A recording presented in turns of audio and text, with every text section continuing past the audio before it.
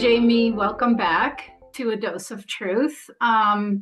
So today we're going to talk about narcissistic mothers, which is a topic dear to my heart because, well, I grew up with one. So Yeah, welcome. this topic, I was really excited to do it too because I've actually been talking to quite a few people, quite a few survivors actually, and it's just been a topic that's been coming up again and again. And the mother wound thing, and it's a really big topic, and it's a personal thing, but then it's also something that's been happening with social engineering as well. Like this mothering has been, if they've been promoting narcissistic mothering. And so just to kind of start off with like a basic thing, and then I think we're going to do some examples. But basically with mothers and fathers, but like when narcissists have children, they have children for themselves, not because they actually really want to be of service, because having a child and raising a child is actually a huge sacrifice that some Yes. people enjoy doing. Like I know people that are natural mothers that there's nothing else in the world they'd rather do. Narcissistic people, like narcissistic mothers, they in theory believe that's what they want when they decide to have children, but in reality it's such a sacrificial role that they are completely incapable of actually doing it. And their motive for having the child is it's self-serving, and so they have a child in order to have an extension of themselves which they can gain narcissistic supply from. And so the child's existence is to fill a void in the mother and to meet the mother's needs. And so um, when that child stops giving supply to the mother normally discards the child and is, rejects them or is repulsed by them or sees them as not good enough or not living up to their standards of what they were supposed to be as an agent of supply for the mother. So that's kind of how I'd started out as saying, in a nutshell, that kind of is what it all comes down to. And then there's just multiple examples of that. And the one that I always bring up that I'm like, one of the things that actually triggers me out the most is the beauty pageants with the mothers putting the Oh, daughters on, yeah. and the dad sitting in the back. Like to me, I'm like, that's to me that's just like something that really really gets to me. But anyways, that's another topic. Let's go over your kind of story, Max, and some of the examples that you had, because Yeah. I'm sure what I said you could relate to, right? Yeah, totally. And, I like what you said because myself, I'm a mother. And having a child, I mean, the love that you feel for that child and the desire to nurture them and protect them, I think it's instinctive, at least, maybe not for everybody, obviously, but it is so hard. For a few years, you're so sleep deprived, you think you're going to go crazy. And your whole life, you have to put yourself aside to focus on this little thing that needs you 24 by 7. It's not for the faint of heart. I think it's like a spiritual exercise. It's a transformation. I mean, it really makes you grow up and be an adult because it's the one time in life where you literally have to put another person's life and needs ahead of your own for a long period of time. So I just wanted to establish the kind of correct way to do it. Yeah, my mother was, you know, for her it was so important to. She used to tell me that, oh, I used to, spend time with other mothers and their babies in the park, and they would take out the snacks in these plastic bags or containers, but I would feed you on a little silver plate. And I was thinking to myself, that's important. So, on the one hand, my mother sexually abused me, physically beat the crap out of me, psychologically tormented me. But in her mind, she was a really good mother because she fed me off a silver plate. So our clothes would be handmade by Italian tailors with the finest cloths. We were all matching. We would go to the country club. We would go to other countries on vacation. We skied in the Alps and in the Andes. We went to the finest private schools. The school bus wasn't good enough, so we went in a chauffeured car, right? So this is and it was all about, and she had all these photographs taken, and we had to pose. There was horrific satanic abuse going on, ritual abuse going on, but my mother's focus was her appearance. She also dressed perfectly. We went to the opera and to the symphony, and we, because of my dad's job, we would often be at parties with, presidents and politicians and dignitaries. So that really fed her persona as well. But I remember when she said that story to me as an adult, I was kind of shocked because I thought to myself, how can you say that and not see what, how can you say that with everything that you did and that you were? And, speaking of that, it was a burden to her to Mm-hmm. have small children. So I started walking and potty trained myself when I was one because she would become angry if she had to change a diaper. So she hated actually child care. It was just the other stuff that I described. Yeah, that's so textbook. Like it's like in theory, they're like, oh, I'm gonna be this, archetypal mother and stuff. But the reality of that is dirty and work and sleep deprivation and all these, non-glamorous things that are not in the illusion of what somebody wants to be portrayed as being this, the archetype of the mother, right? And another thing that I wanted to say was about, really getting the mother's needs met. And so, sexual abuse is an extreme example of that. There's also something called emotional incest, where the adult person is getting their emotional needs met from the child, like by telling them about their problems. And so the child starts to um, adapt to the mother. And so a book that I always like is it's an inverted role, right? So the child starts to actually attune to the mother and nurture the mother and walk on eggshells around the mother's Yeah. needs. And so that actually interferes and robs the child of their normal ability to develop by being mirrored. And they do this in SRA on purpose. There's so much trauma around this that they do on purpose in SRA because they know exactly what's going to happen if this is interfered with. And the book I always recommend is The Drama of the Gifted Child by Alice Miller, Yeah. because she really explains this lack of attunement and the child beginning to mirror the parent.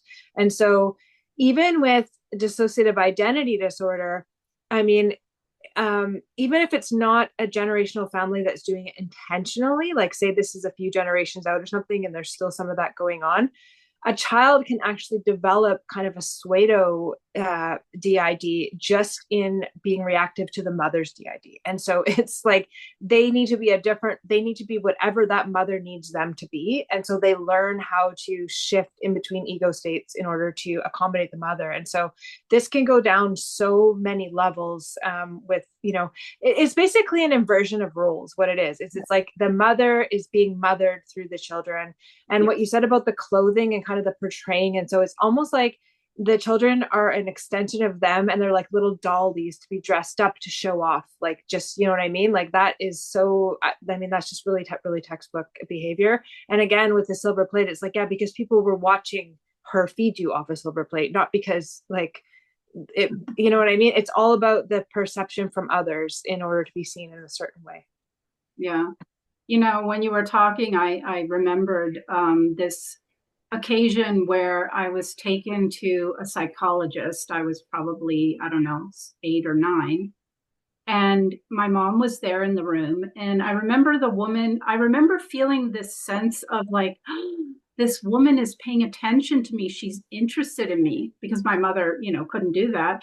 And so she asked me, like, what's your favorite animal? And I said, dolphins. I was so thrilled to talk about dolphins because I would read like crazy as a kid, and I'd read a whole book about them. And in that moment that I say dolphins, my mother interrupts and says, "Oh, but I like horses. You like horses." And I remember feeling crushed, like, no, no, I like dolphins. But she like had to take that away and insert. I mean, it's a small thing, but it's a big thing, right? Yeah, it's immaturity. And so there's narcissistic parents, but there's also just immature parents. Like this is a real thing I've actually been studying because it's kind of a little bit different, even though narcissistic parents are immature and immature parents are narcissistic. It's you see just this kind of immaturity for attention, or like it's like their inner child is competing with you as an actual child, right? So it's like the level of, um just pettiness and needing attention and one-upping, and it's just like it's actually like two kids, right? Like it's not an adult parent relationship, which is a um talking again about the battery, like in a normal parent-child relationship, the energy is going from the parent to the child. It's a one-way thing that, which, you know, in time, as the child grows up through history, they would eventually give that back to the parent in later in life, right? But it's the time of the development is supposed to go one way, and so when it gets inverted and it's being siphoned up the other way, it just distorts the entire relationship to just kind of a petty, immature, you know, fulfilling the very narcissistic childlike needs of the mother. Yeah. No, and it was definitely the case that basically at a very, very young age, became her mother. And what you said earlier is true. She would complain to me about my father. Yeah. I remember being maybe 10 or so, and her complaining to me that my father was not giving her enough sex. I mean, how inappropriate is that, you know? And so I just became accustomed to being her, basically like the person that she dumped everything on. And then Mm-hmm. as an adult, I found myself, you know, I lived in a different country than her, but she would call and she wouldn't once ask me how I was doing, what was going on in my life. She would call to complain. It's like a broken record, her litany of things, you know, so she's the victim Mm-hmm. completely. So Mm-hmm. she would just dump all this stuff on me. And if I gave any kind of feedback, like, well, but you know, maybe you have a part to play in this, and maybe if you da da da da da, and then the narcissistic rage would come. She would verbally abuse me, and that would be the end of the conversation. And after any conversation with her, no matter what I tried to say to help her, she rejected that. She just literally wanted to vomit out all of her whatever. And I would always leave those conversations feeling um, almost dead, like completely like sucked, like she sucked the life out of me. Yeah, I really think of it as a form of theft. Like it's really like they are deciding that they're going to be the child during your childhood and get their needs met from you at the expense of not only not meeting your needs, but then expecting somebody to meet needs that it's like way beyond their years, right? So like burdening a small, or even, you know, a 10, 11, 12-year old with adult problems that that person doesn't have the capacity to be the burden bearer for is a form of abuse, and it puts a lot of pressure, and it robs that person of being able to focus their consciousness on more innocent things. Like it's like an exchange again of stealing, you know, and it can be like a theft of many things. It can just be a theft of the attention. A lot of times narcissistic mothers will be jealous of their daughter's youth and beauty, and they won't allow, I mean, everybody gets to be beautiful for a time, nobody gets to be beautiful forever, right? So if somebody's younger than you and beautiful for you, like let them have their time of beauty. It's not a competition, you know, like but with the narcissistic mothers, a theme that comes up is like that real jealousy, because it's almost like a younger version of them who may be getting like male attention, or so there's like a resentment and a jealousy of, you know, the fact that the mother's like kind of had to sacrifice herself, but then the daughter's getting to be this like young person with attention or whatever. There's always this kind of resentment and jealousy there. And again, to take it to even a further level, you know, when you look at the sexual abuse family, it's like, you know, the mother will be jealous of the daughter even being abused by the father, and like it just happens in this dynamic, which is really all too common. I mean, people think it's shocking when I say that, and I'm like, it's actually a very common dynamic if you study this stuff. The kind of jealousy and the rescuer persecutor victim triangle that like fluctuates through the relationship with a narcissist.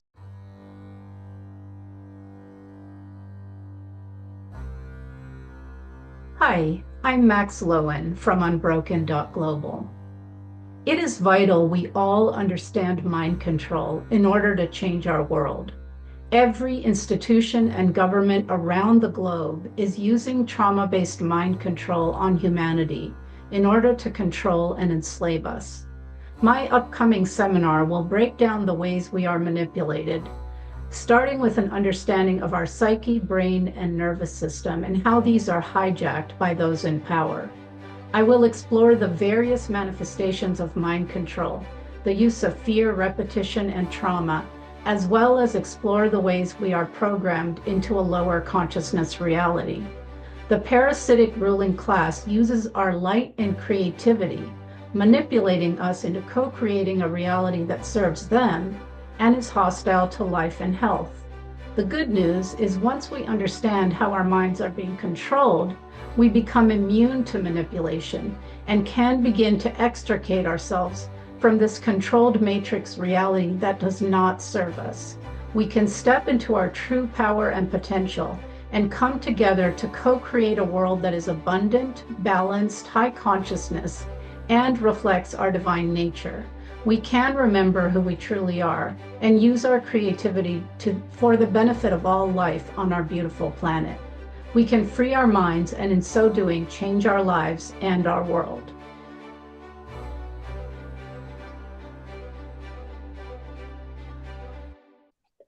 Yeah.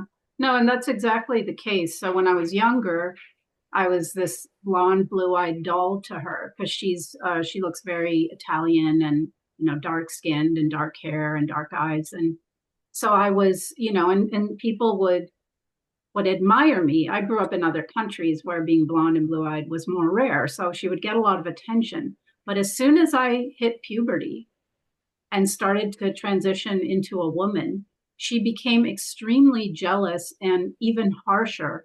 My father, I remember, even said that to me at some point, like, oh, your mother seems to, basically which for him to acknowledge anything is a miracle, but he even mentioned it to me back then. So I've never really thought about why that's the case. So that's very interesting. Yeah. Well, everything's a contrast to their own shame-based inadequacies, right? So if you're blossoming, it's like putting a shadow on the fact that they're not blossoming, and so everything is kind of a contrast, and the mothers also, um, it's they actually want to cause harm to their children. Yes. It's like a form of emotional sadism where the mother, because she didn't get her kind of validation for her own suffering, she almost wants to have it externalized through the daughter, and then because in some way it's going to mirror the mother's pain if the daughter experienced it, so she has to like give the daughter these lessons in pain and emotional harm. Like it's really quite sick because we all assume that a mother's love is wanting the best for you, and but when it gets to the narcissistic mother and there's this jealousy and this kind of, it can be anywhere from a passive aggressive sabotage where it's wanting to keep the person not thriving, like to a form of Munchausen's, even where there's a dependency there where like the mother needs to be needed, so they're like sabotaging the child's ability to move on and not need the mother, or supersede the mother, like be maybe more educated or successful or marry up or whatever that means for the person. The mother will be very jealous and like try to sabotage that kind of stuff, and it's a kind of a scary revelation when you realize that your mother actually is a sadist that is like getting off on causing emotional harm instead of actually wanting to help you self actualize. Yeah. That makes me remember when I was, I don't know, 12 or 13. Like I said in another interview, I loved to read. That was kind of my salvation with everything that was going on. Me too. And I was living in Argentina. So my American relatives would be sending me, I like to read in English, they would be sending me books. And I remember I got a package of books and I was so excited. And I think it's exactly what you said. She was jealous or resentful of the fact that I was very intelligent and intellectual and, was the head of my class and all this kind of stuff. It's something she didn't understand. And she ended up forcing me. We lived in this big apartment and it had this thing that you pulled open. It was an incinerator. So you would throw garbage down it. It was like a chute. So she made me throw all my new books one by one down the chute. As basically, that's what exactly the sadistic kind of like she saw my joy and excitement at receiving them. So she had to destroy them. Yeah. Yeah, it's And emotional sadism. no, go ahead.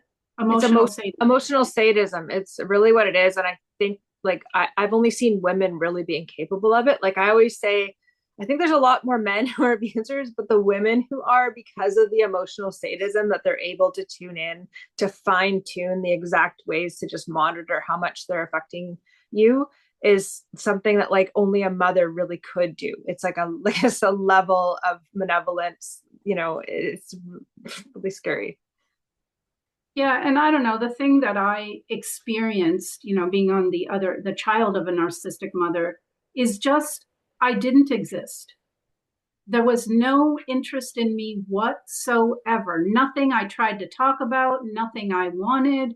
It was like I just didn't exist unless she wanted to, dress me up and take me to a cocktail party at the so and so's house or whatever. Like she didn't actually, and never has to this day, she doesn't know who I actually am at all. So is that a function of a narcissistic mother? Like the kid just doesn't even exist to them. Yeah, again, it's that lack of attunement. Like there's the sadistic attunement, but then there's the lack of actual attunement where somebody would be interested and mirroring back and like taking an actual interest in you. It's that their interest is in your interest in them. Like it's the same with dating a narcissist. Like they don't actually care about you, they care about you liking them, and so they're always getting a supply. Another thing with narcissistic mothers is they think they're your god. Like they've created you and you will submit to them and they will control everything, and you will comply or you will be punished. Like it's not a Oh, yeah. relationship of them, you know, supporting you to self actualize and be your own person and being there as a loving, like how it would be in nature. It's like a very much like a relationship of a slave master relationship where if you aren't meeting their needs, whether it's passive aggressive or overtly aggressive, like there will be punishments like to pay. And a lot of times, because there's so much projection from narcissists, like they will actually make up and project onto you things so that they have an excuse to punish you, because they actually get a psychic need met to externalize their own trauma by having you experiencing it. Yeah. It's actually really, really sick, the levels that it gets to.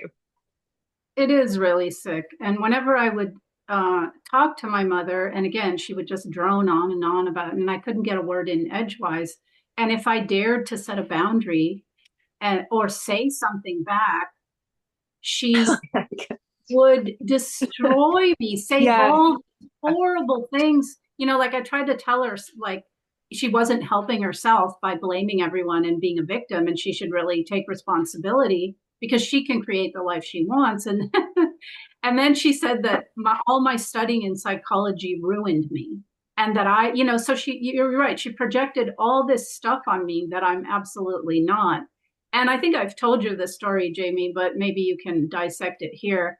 So a few a year or two ago, before my dad died, I'd had a conversation with me, and in a moment said something to him, and he had actually apologized to me about the way he had treated me, right?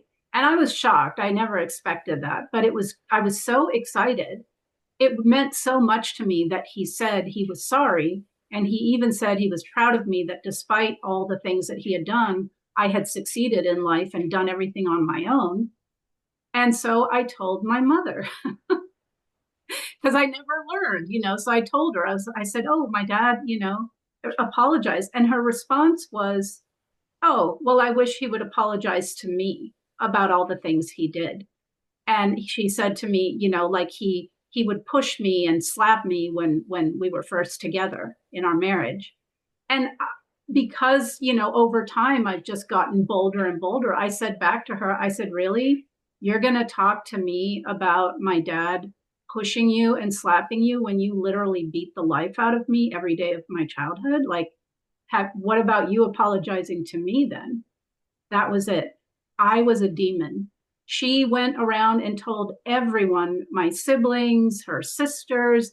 I was so, and, the Bible says, honor your mother. And, how dare you say this to me? I gave birth to you. And she Right. completely denied it and twisted around on me. Yep. Yeah, like by default, you owe them for bringing you into existence in their mind. Like they are always right. Any defiance of them, anything perceived as like a challenge to their authority, or like even just taking the attention of them and requiring something for yourself is seen as a violation of this unspoken arrangement that, that you basically owe them. They basically feel like you're there. The fact that they just gave birth to you is like a blanket that therefore, they eternally are owed, like, you know what I mean? And this, the level of this, in generational abuse families, like it's like the children are just properties to be exploited Yeah. for, like they owe. And because each generation is deficient from their own abuse, they're seeking to get repayment back from the next generation. Like it's owed back, kind of like back pay, and it just goes on in this cycle of abuse.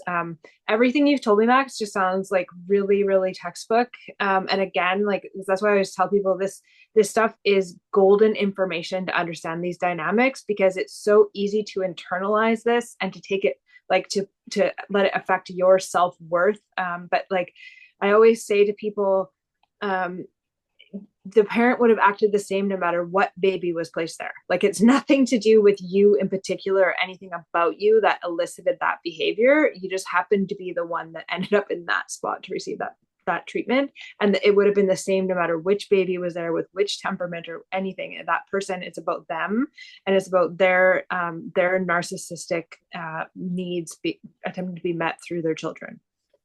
Yeah.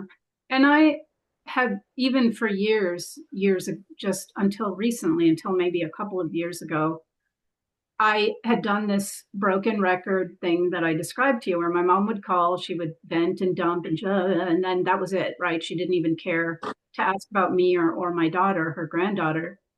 But I felt sort of this sense of that I had to take care of her, that I had to be there for her because she's lonely. And she would call and say that because her partner died. I'm lonely and I'm all by myself. And she would say, I can't wait to die. I don't want to be here anymore and stuff like that. So I kept feeling this sense that I had to listen to her. I had to take her calls. I had to be there for her. There's this terrible sense of guilt and like obligation in me. And actually, my friend Rachel Vaughn, talked to me about this and said, look, you really have to cut off contact with her for your own sake. And I finally did. But it's hard. It's still hard because I feel guilty.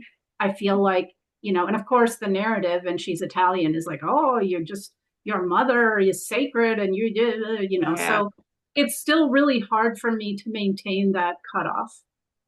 Yeah, well, it's programming, right? Like we get programmed when we're kids. Like if you're nice and you do what they say and you meet their needs, they're normally nicer to you. And if you don't, there's going to be hell to pay. And so that's like programming with operant conditioning and positive and negative reinforcement. And so it's hard to overcome that. It's not impossible, but it's something to just be aware of, that you've actually been programmed to feel guilty for not meeting somebody else's needs, or to be scared of not meeting their needs. Like, and just realizing that is like a program that's been reinforced, and like, just getting to a place where you can separate from it and say, like, you know what I mean? Like I'm an actual separate person, because when this kind of stuff happens, it interferes with the person's sense of self, because it's like you don't have a distinct sense of self. It's like your aura has been had holes teared in it, literally, like where you don't have like a defining boundary and sense of self that's separate from this person that's violating your boundaries.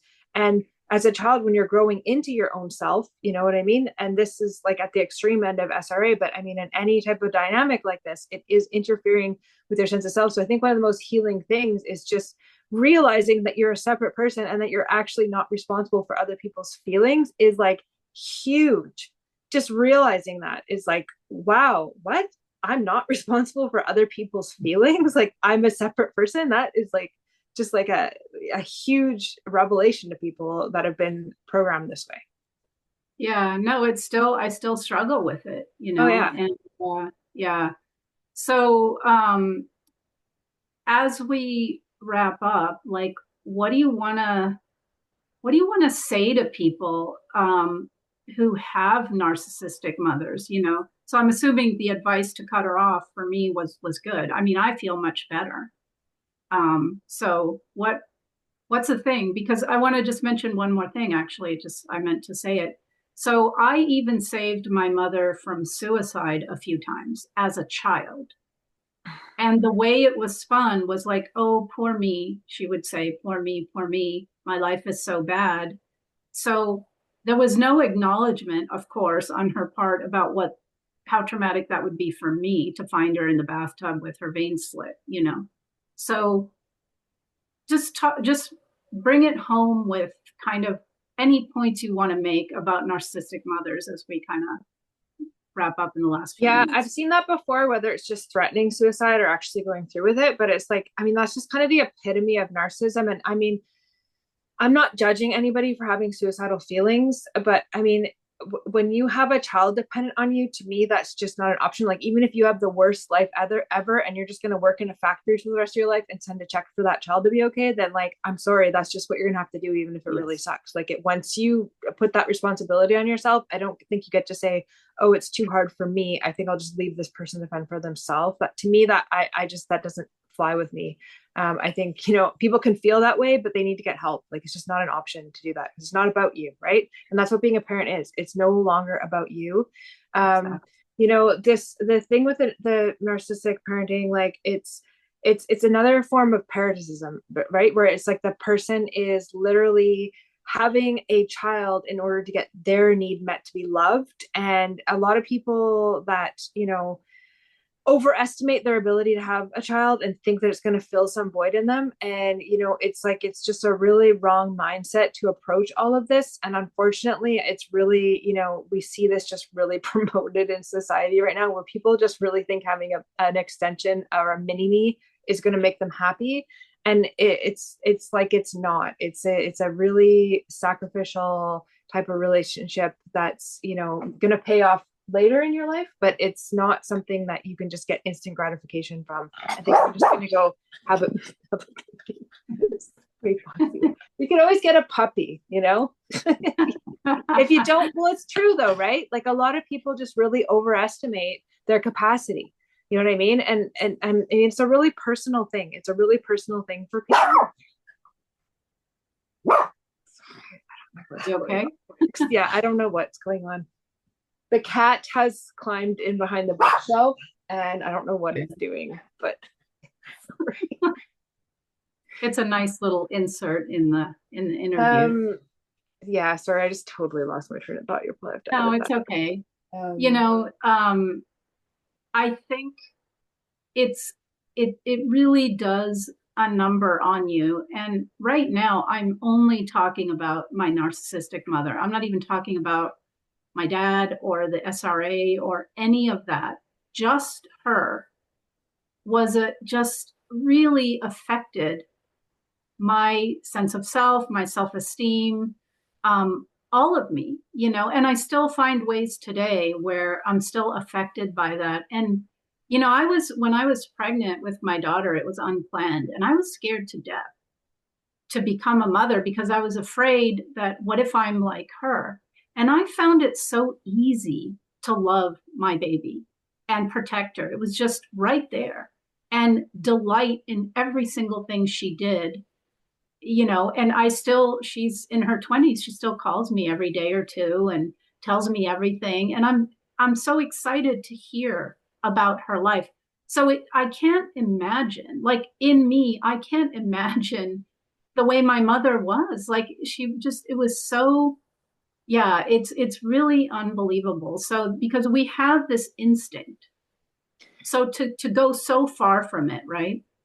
yeah, and it's just something to understand. Like, if you're not that way, it's like making sure we're not projecting stuff onto people that's not there, even from a good way. So like, people like you and I'm the same way. Like, it's just like, I feel like I was just born that way. It's really natural. I've never had to struggle with, like, I can't really imagine being that way either.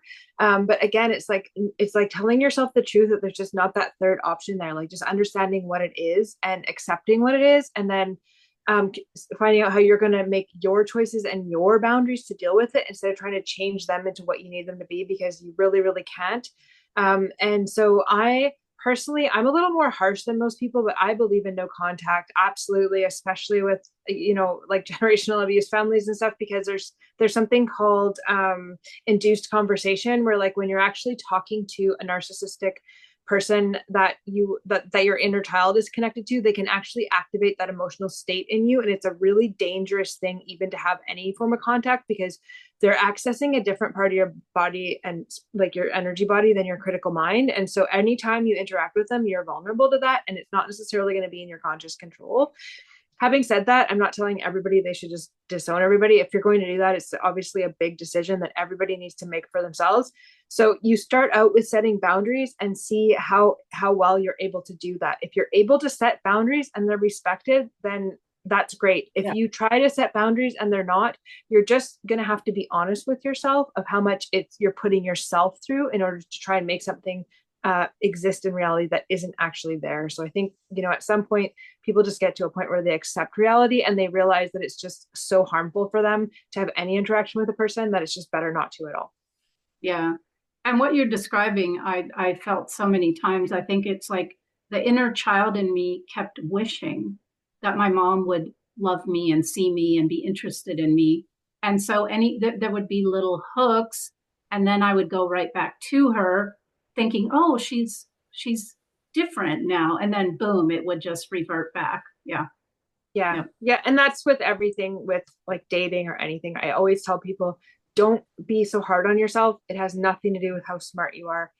Actually, even some of the smartest people are more vulnerable because they think they would be able to intellectually understand what's going on. And it just goes right past that intelligence, right into the inner child energy body. And it has absolutely nothing to do with how smart or intelligent you are at all. Happen to anybody. Yeah. Well, thanks, Jamie. This has been an enlightening conversation about narcissistic mothers. And luckily, you have me to give you plenty of examples to dissect. Oh, my goodness. So, do you want to say any last words before we sign off? No, I feel like that's pretty good. I feel like, just with everything that's happening on the planet right now, with all the awareness of the child abuse going on such a global scale and stuff, I feel like we're all called to be a mother at this time, and it is a mother energy. And, it's like a calling forth of this mother energy right now, where it's like, we all need to make sure that we're not being a narcissistic mother. You know what I mean? We all need to make sure that we can sort of answer the call of what's happening globally and on the planet, and just be there in that type of selfless mothering energy that's really being required of us all at this time in history. Yeah, amen to that. That's beautiful. All right, Jamie. Well, then I look forward to our next one. We don't know the topic yet, but we'll come up with something. Yeah, people can always ask us for topics too. I mean, I love that. Yeah. So Yeah, actually, feel free. Anyone who's in any of the Telegram chats we're in, throw out a topic that you want us to talk about. All right, Jamie, well then, till next time. Thanks.